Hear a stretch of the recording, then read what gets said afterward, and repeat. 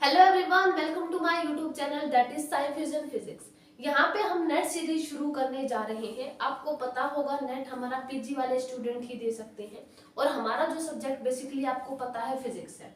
तो हमारा जो सब्जेक्ट हम शुरू करेंगे दैट इज क्लासिकल मैकेनिक्स। बहुत सारे स्टूडेंट को लगता है कि क्लासिकल मैकेनिक्स जो होता है वो बहुत ही हार्ड होता है, उसको नेट एग्जाम में सोल्व कर पाना मुश्किल होता है, बट ऐसा नहीं होता। जब आप यहाँ पे मेरे हर एक लेक्चर को रेगुलर फॉलो करेंगे, जैसा मैं बोलूंगी आप वैसा करोगे, तो आपको क्लासिकल मैकेनिक्स बिल्कुल भी हार्ड नहीं लगेगी। ठीक है, सबसे पहले मैं आपको टॉपिक वाइज जो है कॉन्सेप्ट करवाऊंगी। कॉन्सेप्ट करवाने के बाद टॉपिक वाइज उन्हीं कॉन्सेप्ट पे मैं आपको क्वेश्चन करवाऊंगी, जिससे कि आपका कॉन्सेप्ट बहुत ही स्ट्रॉन्ग हो जाएगा। तो सबसे पहले हम क्लासिकल मैकेनिक्स शुरू करते हैं। क्लासिकल मैकेनिक्स में हम देखो क्या क्या। सबसे पहले होगा हमारा स्टेबिलिटी एनालिसिस।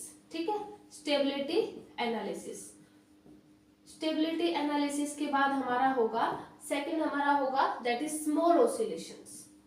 ठीक है, स्मॉल ऑसिलेशंस, ये जो है बहुत ही इंपॉर्टेंट टॉपिक है। इन पे बेसिकली एक या दो क्वेश्चन आ जाते हैं। ठीक है, थर्ड हमारा होगा फेज स्पेस ट्राजेक्टरी। ये भी बहुत ही इजी तरीके से हम करेंगे। फेज स्पेस ट्राजेक्टरी बेसिकली ये स्टूडेंट को बहुत बार समझ नहीं आता और इसके क्वेश्चन भी वो अच्छे से समझ नहीं पाते। सॉरी, ट्राजेक्टरी है ना, ट्राजेक्टरी। ठीक है, उसके बाद फोर्थ हमारा जो होगा वो होगा दैट इज कंस्ट्रेंट्स। ये भी हम इजी तरीके से करेंगे, जिससे कि आपको पता चलेगा कि क्लासिकल मैकेनिक्स रियली में ही हार्ड नहीं है, बहुत ही इजी है वो। उसके बाद फिफ्थ जो हमारा होगा जर्नलाइज्ड कोऑर्डिनेट। ये बेसिकली हमारे पास बीएससी में भी आता है, जर्नलाइज्ड कोऑर्डिनेट। ठीक है, जर्नलाइज्ड कोऑर्डिनेट और जर्नलाइज्ड मतलब डिग्री ऑफ फ्रीडम, इसी में हम पढ़ेंगे डिग्री ऑफ फ्रीडम। ठीक है, सिक्स्थ हमारा होगा कौन सा, दैट इज लैग्रेंजियन फॉर्मेशन। ये आपको मैं बहुत ही अच्छे तरीके से बताऊंगी, जिससे आप इससे जो टॉपिक क्वेश्चन बनेंगे वो आप बहुत ही अच्छे से कर सकेंगे। Lagrangian formulation. उसके बाद जाएगा हैमिल्टोनियन फॉर्मुलेशन। ये भी बहुत ही इजी है, हैमिल्टोनियन फॉर्मुलेशन। ठीक है, हैमिल्टोनियन फॉर्मुलेशन। उसके बाद एट हमारा होगा दैट इज साइक्लिक कोऑर्डिनेट। ये भी बहुत ही इंपॉर्टेंट है, लेकिन हम करेंगे इसको बहुत ही इजी तरीके से, जिससे कि आपसे इसके क्वेश्चन जो है बहुत अच्छे से बनेंगे। उसके बाद जो नाइन्थ है वो हमारा कौन सा है, दैट इज पॉइजन ब्रैकेट। ठीक है, ये भी बहुत ही इजी है, पॉइजन ब्रैकेट, ये भी बहुत इजी है। उसके बाद जो हमारा होगा that is canonical transformation. Canonical transformation. ठीक है, ये सारे टॉपिक बहुत ही इंपॉर्टेंट है। आप ऐसा बिल्कुल मत सोचना कैनोनिकल ट्रांसफॉर्मेशन की एक दो टॉपिक हम छोड़ देंगे, तो ऐसा नहीं है। ठीक है, सारे ही इंपॉर्टेंट है। उसके बाद हमारा है सेंट्रल फोर्स। ये भी बहुत ही इंपॉर्टेंट है, ये बेसिकली उसमें भी आता है ना पीएससी में, सेंट्रल फोर्सेस। ठीक है, सेंट्रल फोर्सेस हो गया। और उसके बाद रिजिड बॉडी एसटीआर। ठीक है, हमारा आ गया ये रिजिड बॉडी। रिजिड बॉडी 13 आ जाएगा एसटीआर। ठीक है, ये भी मैं आपको बहुत अच्छे से करवाऊंगी। एसटीआर बहुत ही इंपॉर्टेंट है। बेसिकली इनमें से एक दो क्वेश्चन आ जाते हैं, साइक्लिक कोऑर्डिनेट पॉइजन ब्रैकेट में से एक आ जाता है, एसटीआर में रिजिड बॉडी में से एक आ जाता है। तो क्लासिकल मैकेनिक्स जो है ओवरऑल बहुत ही इंपॉर्टेंट है। ये बेसिकली नेट के एग्जाम में 30 से 35 मार्क्स ऑन एन एवरेज बता रही हूँ मैं, 30 से 35 मार्क्स की आ जाती है। अगर आपको ये वीडियो लेक्चर यहाँ से पसंद आए ना, तो मुझे प्लीज कमेंट करना, जिससे कि हम, अगर आप बोलोगे तो मैं साथ में अलग से जो हमारा दूसरा सब्जेक्ट है वो भी हम शुरू करवा देंगे, जैसे कि ईएमटी हो गया, या फिर जैसे कि न्यूक्लियर एंड पार्टिकल फिजिक्स हो गया, थर्मोडायनामिक्स हो गया। तो हम साथ में दो या तीन जो सब्जेक्ट है वो साथ में हम कवर करवा देंगे। ठीक है, उसके बाद हमारा आ जाएगा न्यूटोनियन मैकेनिक्स। ठीक है, न्यूटोनियन मैकेनिक्स, ये सारे टॉपिक हम कवर करेंगे। आप एक बार इसको देख लेना, स्क्रीनशॉट ले लेना। ठीक है, तो सबसे पहले हम यहाँ पे हमारा जो शुरू कर रहे हैं, अब देखो यहाँ पे बात आती है कि न्यूटोनियन मैकेनिक्स थी, लेकिन फिर भी हमें लैग्रेंजियन और हैमिल्टोनियन की जरूरत क्यों पड़ी, है ना। ये बात आ सकती है, बिल्कुल आ सकती है कि भाई न्यूटोनियन मैकेनिक्स से क्वेश्चन सोल्व हो रहे थे, लेकिन फिर भी हमने यहाँ पे जो लैग्रेंजियन और हैमिल्टोनियन है इसको यूज में क्यों लिया। वैसे तो लैग्रेंजियन और हैमिल्टोनियन कोई बेसिकली ऐसा काम नहीं करते कि क्वेश्चन झट से सॉल्व हो जाते हैं। वो सिर्फ ऐसा करते हैं कि जो हमारी कॉम्प्लेक्स प्रॉब्लम होती है क्लासिकल मैकेनिक्स की, सिर्फ उसको सोल्व करता है क्या, लैग्रेंजियन और हैमिल्टोनियन। ऐसा कुछ नहीं है कि हम डायरेक्ट हैमिल्टोनियन या लैग्रेंजियन लगा के डायरेक्ट क्वेश्चन को सोल्व कर दे, ठीक है। ये सिर्फ हमारा क्या करती है, ना तो हमारा काम आसान करती है, बस कॉम्प्लेक्स प्रॉब्लम जो होती है उनको हम इजिली इनके फॉर्मूले में लगा करके सोल्व कर सकेंगे, ठीक है। तो सबसे पहले हमारा जो न्यूटोनियन मैकेनिक्स है, सबसे पहले अगर हम इंटरव्यू में न्यूटोनियन मैकेनिक्स जब हमारा नेट एग्जाम क्लियर हो जाता है और हम पीएचडी के लिए जब सिलेक्ट होते हैं तो उसमें हमारा इंटरव्यू होता है। तो सबसे पहले इंटरव्यू में हमसे पूछ सकते हैं कि न्यूटोनियन मैकेनिक्स क्या होती है, लैग्रेंजियन और हैमिल्टोनियन क्या होती है। आपको सबसे पहले जो न्यूटोनियन मैकेनिक्स है, न्यूटोनियन मैकेनिक्स, अब जो न्यूटोनियन मैकेनिक्स है वो हमारी क्या होती है, एक वेक्टोरियल रिप्रेजेंटेशन होती है। वेक्टोरियल रिप्रेजेंटेशन का मतलब क्या होता है कि हम यहाँ पे किसी ऑब्जेक्ट की मोशन को जानने के लिए हम यहाँ पे जो हमारी फिजिकल क्वांटिटीज होती हैं कौन कौन सी, दैट इज फोर्स और एक्सेलरेशन और मोमेंटम, उनका हम यूज करते हैं, ठीक है। तो न्यूटोनियन मैकेनिक्स में हम क्या करते हैं कि जो इट इज ए, आप ऐसे लिख सकते हैं, it is a vectorial representation, vectorial representation, ये वेक्टोरियल रिप्रेजेंटेशन होती है in which to know the motion of object we use physical quantity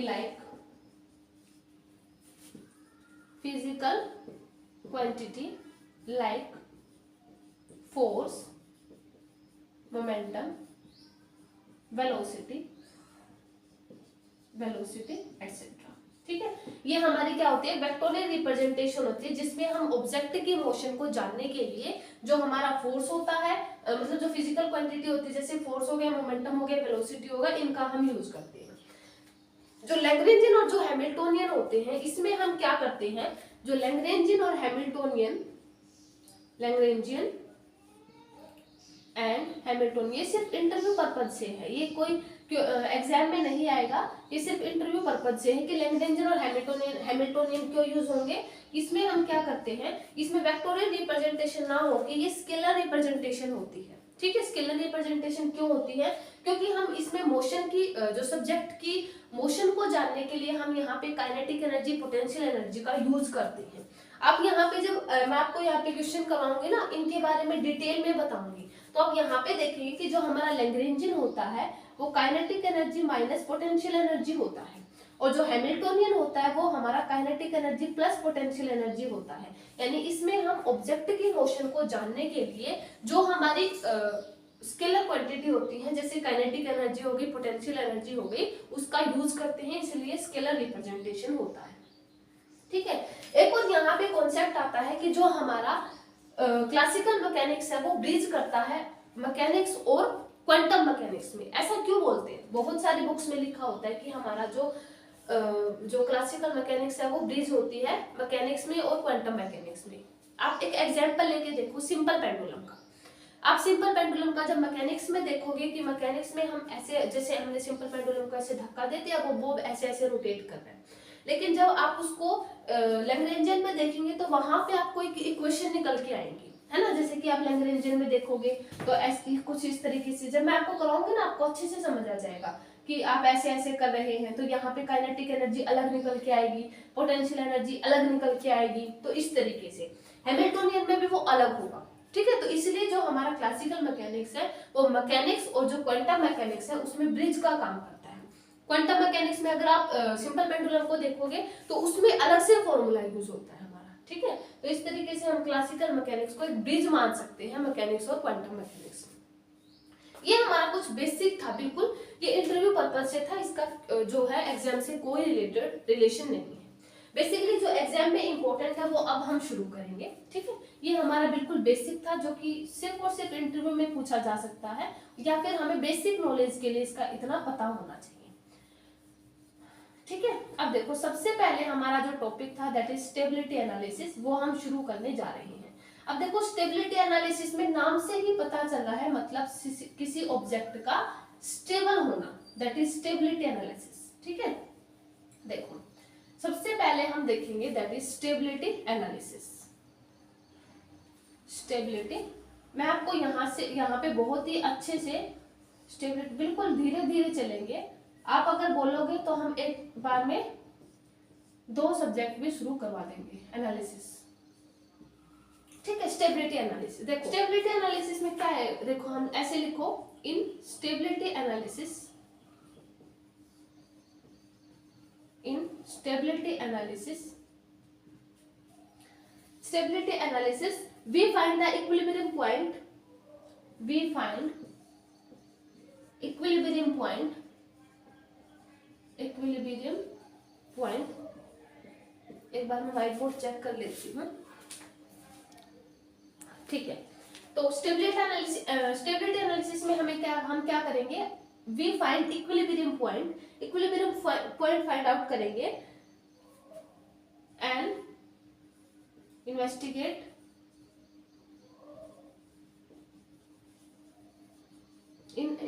investigate whether the equilibrium point, whether the equilibrium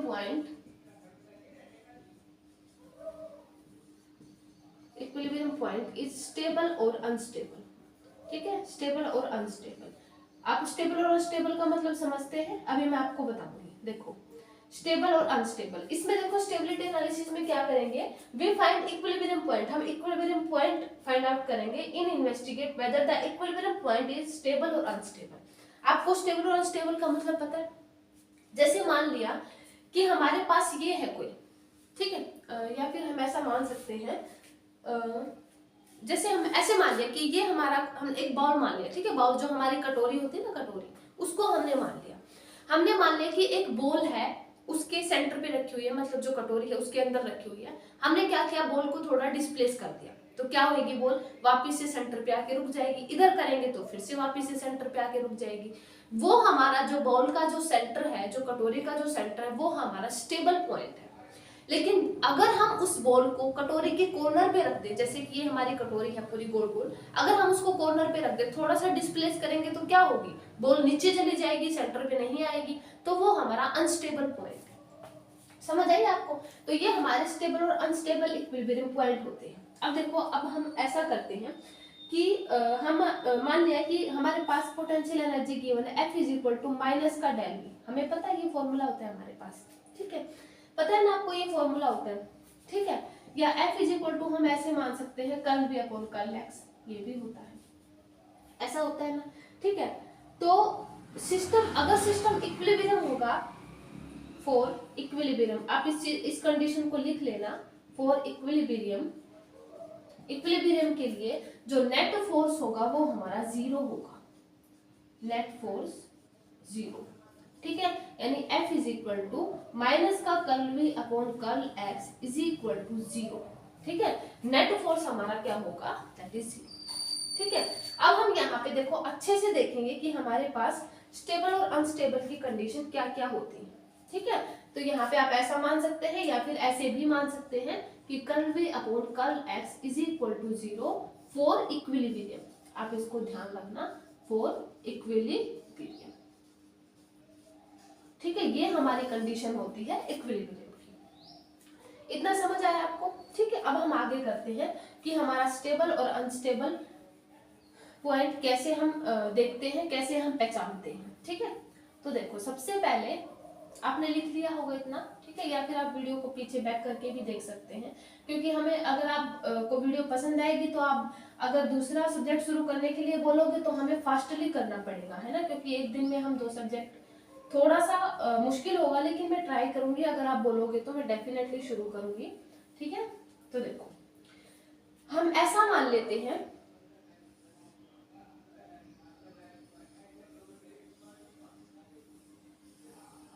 ठीक है, ये हमारा हो गया पॉइंट A, ये हमारा हो गया पॉइंट B, ये हमारा हो गया पॉइंट C, ये हमारा हो गया पॉइंट D, ठीक है। हमने मान लिया कि पॉइंट B पे, मतलब जो पार्टिकल रखे हुए यहाँ पे, सब पे पार्टिकल रखे हैं, ठीक है। तो जो पॉइंट B है और जो पॉइंट D है, ये हमारे स्टेबल पॉइंट है। अभी मैं आपको बताती हूँ कैसे। जैसे कि यहाँ पे हमारे पास सबसे पहले जो हमारा स्टेबल इक्विलिब्रियम पॉइंट होगा वो देखो क्या होगा। अब स्टेबल इक्विलिब्रियम पॉइंट में हमें पता है कि अब देखो यहाँ पे हम ऐसा करो, पहले ऐसे लिखो कि जैसे ही हमने ऑब्जेक्ट को क्या किया, पुश किया इस साइड में, when object is push towards right, right बोल सकते हैं, towards right, sorry towards right, जब हमने राइट में पुश किया, देन फोर्स एक्सपीरियंस लेफ्ट, ठीक है। तो फोर्स एक्सपीरियंस किस डायरेक्शन में, लेफ्ट में। तो df by dx हमारा क्या हुआ, नेगेटिव, हमें पता है नेगेटिव हुआ क्योंकि ऑब्जेक्ट को हमने पुश किया इस तरीके से। वापस मैं यहाँ की बात कर रही हूँ, जो हमारे b और d है वो हमारे स्टेबल पॉइंट, स्टेबल इक्विलिब्रियम में, मैं यहाँ पे लिख देती हूँ। तो जब हमने ऑब्जेक्ट को पुश किया राइट साइड में तो वो हमारा लेफ्ट साइड में आ गया, तो df by dx हमारा क्या हुआ, नेगेटिव। तो हमें पता है कि हमारा जो f is equal to minus का curl f upon curl x होता है, sorry curl v upon curl x होता है, ठीक है, ये होता है। तो अब हम f जो फोर्स की वैल्यू यहाँ पे रखेंगे तो देखो क्या आ जाएगा हमारा d by dx, ठीक है, x d by dx, और हमारा जो फोर्स है वो क्या है, माइनस का curl v upon curl x, ठीक है, और इज इक्वल टू क्या है, नेगेटिव, नेगेटिव से नेगेटिव कैंसिल, तो हमारा क्या आ जाएगा, that is d square v upon d x square, हमारे पास क्या आ जाएगा, दैट इज ग्रेटर देन 0। आपको ये ध्यान रखना है कि स्टेबल इक्विलिब्रियम पॉइंट के केस में हमारे पास d square v upon d x square that is greater than 0 आएगा, ठीक है। ये हमारी कंडीशन होती है, ये मोस्ट इंपोर्टेंट है, आप इसको ध्यान रखना, ठीक है। ये किसके केस में है, दैट इज स्टेबल इक्विलिब्रियम के केस में। उसके बाद हम देखेंगे कि हमारा जो अनस्टेबल इक्विलिब्रियम है, अनस्टेबल इक्विलिब्रियम हमारे पास कौन सा है, ये वाला, क्योंकि यहाँ पे ऑब्जेक्ट रखे हुए हैं, तो जैसे हमने ऑब्जेक्ट को थोड़ा सा डिस्प्लेस किया तो क्या आ जाएगा, वो नीचे की ओर आ जाएगा, सेंटर पे तो वैसे नहीं रुकना है वो, तो यहाँ पे ना रह करके वो इस तरफ आ जाएगा, ठीक है। तो ये हमारे अनस्टेबल पॉइंट है। उसके बाद जो यहाँ पे मैं लिख देती हूँ अनस्टेबल पॉइंट, आपको बिल्कुल थोड़ा ही देखना है, ठीक है। अनस्टेबल पॉइंट, अनस्टेबल इक्विलिब्रियम लिखो, अनस्टेबल इक्विलिब्रियम। अनस्टेबल इक्विलिब्रियम में हमारे पास क्या होगा, जैसे हमने ऑब्जेक्ट ए और सी में यहाँ पे लिख देती हूँ A and C, unstable equilibrium point है। अब देखो हमारे पास अनस्टेबल में अब df by dx हमारे पास नेगेटिव तो होगा नहीं, बिल्कुल नहीं होगा। ऐसा तो है नहीं कि ऑब्जेक्ट को हमने ऐसे किया तो वो उसी डायरेक्शन में आ गई, वापस ऑपोजिट में आ गई, जिस डायरेक्शन में हम फोर्स पुश करेंगे उसी डायरेक्शन में ऑब्जेक्ट चली जाएगी हमारी, तो df by dx हमारा पॉजिटिव होगा, तो ठीक है। तो f is equal to minus का curl v upon curl x होता है, तो हम यहाँ पे फोर्स की वैल्यू रख दें d by dx of minus का curl v by curl x और इज इक्वल टू पॉजिटिव, तो हमारे पास कितना आ जाएगा, that is curl square v upon curl x square हमारे पास नेगेटिव होगा, दैट इज लेस देन 0, ठीक है। तो माइनस का curl v upon curl x होगा, दैट इज लेस देन 0, ठीक है। तो अनस्टेबल इक्विलिब्रियम की कंडीशन हमारे पास ये होती है कि curl square v upon curl x square हमारे पास लेस देन 0 होता है अनस्टेबल इक्विलिब्रियम के केस में।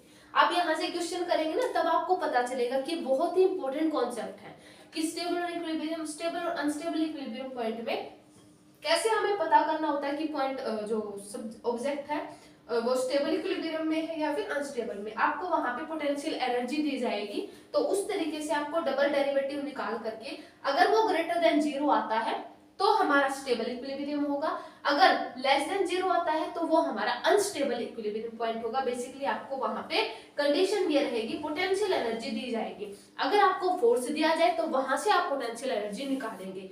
वो कैसे निकालेंगे, जैसे कि आपको फोर्स दे दिया गया, हमारे पास फॉर्मूला ये है, तो अब यहाँ से बिल्कुल निकाल सकते हैं ना, मैग्नीट्यूड ऑफ फोर्स निकालेंगे तो यहाँ पे हमारे पास जो भी आ जाएगा वो integration of F dot dx करके निकाल सकते हैं हम आप, ठीक है। तो इस तरीके से अगर फोर्स गिवन होगा तो आप पोटेंशियल एनर्जी ऐसे निकाल सकते हैं। ये बहुत ही कुछ बड़ी बात नहीं है, जब मैं आपको पीवाईक्यू करवाऊंगी ना तो आपको अच्छे से समझ आ जाएगा। बस आप शुरू में एक बार कॉन्सेप्ट को देखो, आप अच्छे से क्लियरली समझ पाओगे, ठीक है। मैं अब आप यहाँ पे रिमूव करती हूँ। अब स्टेबल और अनस्टेबल इक्विलिब्रियम पॉइंट हमारे हो गए, ठीक है। कंक्लूजन में आप इतना ही लिख लेना, मैं आपको एक बार रिमूव कर देती हूँ, मैं आपको इसका कंक्लूजन लिखवा देती हूँ जिससे कि आपको कंफ्यूजन नहीं होगा, ठीक है। आप इसको लिख लेना, वीडियो को बैक करके भी देख लेना क्योंकि मैं थोड़ा सा यहाँ पे जल्दी जल्दी करने की कोशिश करूंगी, ठीक है। कंक्लूजन में देखो आप क्या लिखोगे, कंक्लूजन में आप लिखना पहले स्टेबल इक्विलिब्रियम, स्टेबल इक्विलिब्रियम के केस में सबसे पहले आप देखना कि curl v upon curl x हमारा जो नेट फोर्स है वो 0 होना चाहिए, F इज इक्वल टू 0 होना चाहिए, ठीक है। उसके बाद स्टेबल इक्विलिब्रियम में आप देखोगे कर्ल स्क्वायर भी, सॉरी ये इससे पहले लिखना, आप स्टेबल इक्विलिब्रियम से पहले लिखना ये कंडीशन।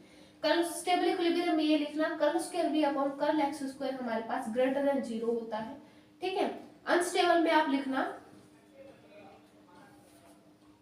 और एक चीज और देखना हमें यहाँ पे जो कर्ल स्क्वायर ये मिनिमा बनाएगा, ठीक है, मिनिमा। अब इसका देखो मिनिमा का क्या मतलब हुआ, ये मिनिमा मैं आपको ये भी कॉन्सेप्ट बताऊंगी। अनस्टेबल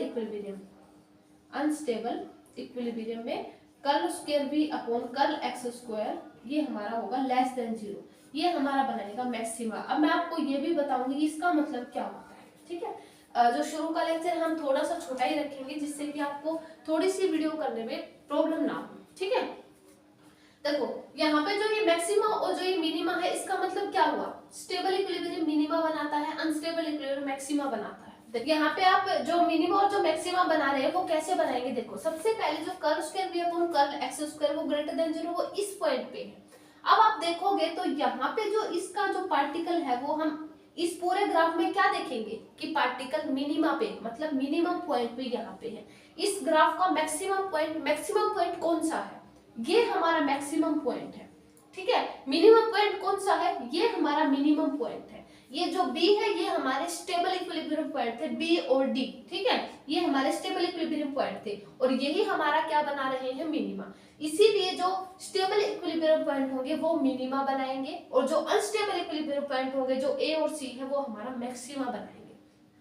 क्लियर हुआ आपको इतना। आपको क्वेश्चन में ऐसे भी पूछा जा सकता है, कर्ल V आपको पोटेंशियल एनर्जी दे दी जाएगी, आपको वो निकालना है डबल डेरिवेटिव से। अगर ग्रेटर देन 0 आ जाता है तो स्टेबल इक्विलिब्रियम पॉइंट होगा, तो आपसे पूछेंगे कि वो मिनिमा है या मैक्सिमा, तो वो उस केस में आपको देखना होगा कि वो हमारा मिनिमा होगा। ध्यान रहे स्टेबल इक्विलिब्रियम पॉइंट हमेशा हमारा मिनिमा बनाते हैं और अनस्टेबल इक्विलिब्रियम पॉइंट हमारा मैक्सिमा बनाते हैं।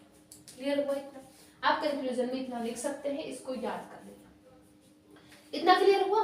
उसके बाद हम देखेंगे कि हमारी स्पेशल कंडीशन कुछ ऐसी होगी, देखो इसकी कुछ एक दो स्टेबल कंडीशन, मतलब इसकी जो स्पेशल कंडीशन है वो क्या होंगी, देखो अगर इफ कर्ल, ये हमारी ऐसे लिख करके देख लेना स्पेशल कंडीशन, ऐसे लिख लेना स्पेशल कंडीशन, ठीक है। Curl square v upon curl x square अगर 0 है, ठीक है, हम उसके बाद हमारा जो नेक्स्ट इवन डेरिवेटिव होगा यानी curl square v upon curl x square, अगर वो भी 0 आ जाए तो हम कौन सा चेक करेंगे, ये स्टेबल इक्विलिब्रियम की कंडीशन ही है, ठीक है। कर्ल स्क्वायर भी कर्ल की 4 अपॉन कर्ल एक्स स्क्वायर वो चेक करेंगे, अगर वो भी 0 आ जाएगा तो curl square 6 upon curl x, यहाँ पे 4 आएगा, यहाँ पे 6 आएगा, ठीक है। अगर ये भी 0 आ जाता है तो इसका मतलब ये करेंगे, फिर हम ये करेंगे। अगर सारे इवन डेरिवेटिव 0 हो जाते हैं तो हमारा पॉइंट हम ऐसे यहाँ पे क्या कंक्लूजन निकाल सकेंगे कि हमारा जो पॉइंट है, जो हमें पोटेंशियल एनर्जी दी गई है, वो ना तो हमारा स्टेबल है और ना ही अनस्टेबल है, ठीक है। आप ऐसे चेक करेंगे इसको। अगर curl square v upon curl x square 0 आ जाता है, curl square 4 upon curl x की 4 0 आ जाता है, और अगर ये भी 0 आ जाता है तो आप ऐसे बोलेंगे कि पार्टिकल हमारा ना तो स्टेबल है और ना ही अनस्टेबल है। क्लियर हो इतना। इस पे बेस मैं एक आपको क्वेश्चन बता देती हूँ जिससे कि आपको कोई प्रॉब्लम नहीं होगी। तो इससे रिलेटेड आप पहला क्वेश्चन कीजिए कि हमारे पास जो पोटेंशियल एनर्जी गिवन है वो अल्फा एक्स की 4 गिवन है, ठीक है। पहले आप इस क्वेश्चन को एक बार ट्राई करिए कि यहाँ पे हमारा स्टेबल आता है, अनस्टेबल आता है, या फिर नाइदर स्टेबल और नॉर अनस्टेबल आता है, ठीक है। पहले आप इसको ट्राई कीजिए 5 मिनट का टाइम दे करके। वीडियो को पॉज कर लेना, मैं सोल्व करवा रही हूँ, ठीक है। आप वीडियो को पॉज करके सोल्व करना, ठीक है। देखो कर्ल पहले हम देखेंगे curl v upon curl x। Curl v upon curl x हमारे पास क्या होगा 4 अल्फा x की क्यूब, ठीक है। डबल डेरिवेटिव फाइंड आउट करेंगे, curl square v upon curl x square is equal to 12 alpha x की 2, ठीक है। x इज इक्वल टू 0 पे हमें चेक करना है, ठीक है। x इज इक्वल टू 0 पे हमारा क्या बन गया 0, ये क्या है ग्रेटर देन 0, ठीक है, मतलब नेगेटिव नहीं है, तो हमारा क्या है ये एक stable equilibrium point, stable equilibrium point, क्योंकि लेस देन 0 नहीं है, नेगेटिव नहीं आना चाहिए, स्टेबल इक्विलिब्रियम पॉइंट है, ठीक है। इस तरीके से आप चेक करेंगे। उसके बाद अगर हमारे पास सेकंड दे दिया जाए, सेकंड हमारा आप ऐसे मान सकते हैं कि हमारे पास अल्फा एक्स की क्यूब हो, ठीक है। सेकंड हमारा है v x is equal to alpha x की क्यूब, ठीक है। Curl v upon curl x हमारा कितना होगा 3 alpha x square, curl square v upon curl x की square is equal to 6 alpha x, ठीक है। Curl square v upon curl की क्यूब, कर्ल एक्स की क्यूब हमारे पास 6 अल्फा आएगा, ठीक है। और कर्ल की 4 एक्स इज इक्वल टू 0 पे चेक करना, ध्यान रहे एक्स इज इक्वल टू 0 पे भी 0 आएगा। कर्ल की 4 अपॉन कर्ल एक्स की 4 अगर आप चेक करोगे तो यहाँ पे भी 0 आएगा। देखो अब यहाँ पे कर्ल स्क्वायर भी अपॉन कर्ल एक्स स्क्वायर भी 0 है, कर्ल की 4 अपॉन कर्ल एक्स की 4 भी 0 है। अगर आप 6 निकालेंगे वो भी 0 आएगा, 8 निकालेंगे वो भी 0 आएगा। तो आप यहाँ से क्या कंक्लूजन निकाल सकते हैं कि ये ना तो स्टेबल इक्विलिब्रियम पॉइंट है ना ही अनस्टेबल इक्विलिब्रियम पॉइंट है, ठीक है। तो आप यहाँ से ऐसे इसको कंक्लूजन निकाल सकते हैं। समझ आया आपको स्टेबल और इक्विलिब्रियम पॉइंट, स्टेबल और अनस्टेबल इक्विलिब्रियम पॉइंट का कॉन्सेप्ट? ये बहुत ही इजी तरीके से मैं आपको करवाऊंगी। आज शुरू का लेक्चर है, मैं बिल्कुल ही मतलब वीडियो को थोड़ा थोड़ा लेकर के करेंगे। अगर आपको वीडियोस पसंद आए तो मुझे बताना, मुझे थोड़ा सा मोटिवेशन मिलेगा।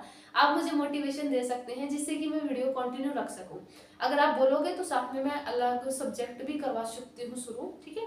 सो वीडियो को लाइक करते रहे, शेयर करते रहे। Thank you so much.